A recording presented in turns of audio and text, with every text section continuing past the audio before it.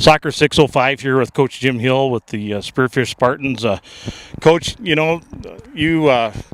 your team generated plenty of chances to win the game today. Just one of them funny old days, wasn't it? Yeah, it happens. I mean, we weren't sharp.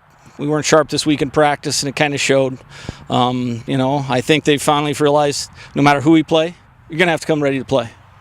Well, and this is a very good Washington team, but the last seemed like 18, 20 minutes of the match, the ball barely got across the halfway line. You had them in their end. Yeah, and we did that with Lincoln too. We were fortunate to get the goal at the last few minutes to beat them.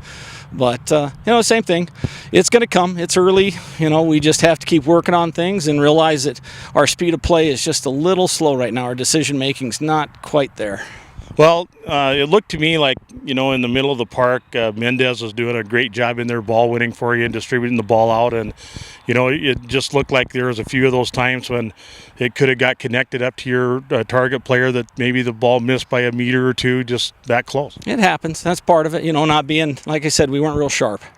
One of the things that scares your opposing coaches, the bejabbers out of them, is what you do on set pieces. And I think 4 of the 5 goals today were on set pieces, and the one that got you was a set piece. Yeah, and we just didn't. We talk about defending on corners and what to do, and we were slow to get there. We didn't have a striker out there for the second man. We didn't have the other striker to help out, And at that point in time, they send a nice bending ball in. The kid just heads it in great. I mean, it was a great goal. It was a beautiful goal, and you had, down in the corner half a dozen times today, you had Burr getting turned and getting that ball across, and maybe your guy would just a step out of position. You're just that close all day. Just quite connect. We just couldn't make that connection, but, it's early. And that's the nice part about it. If we were at the end of the season and just had this loss, it'd be tough to swallow. But we've got a long ways in front of us, a lot of people to play still. Got another pretty tough team coming in. Watertown has just been raising their bar every year. They get tougher and harder to beat, and looks like this year they're gaining confidence as they go along. They're going to be a tough team. And honestly, out of the 11 AA teams, you're playing everybody on a given day. Anybody's going to win. Yeah, that's very true. And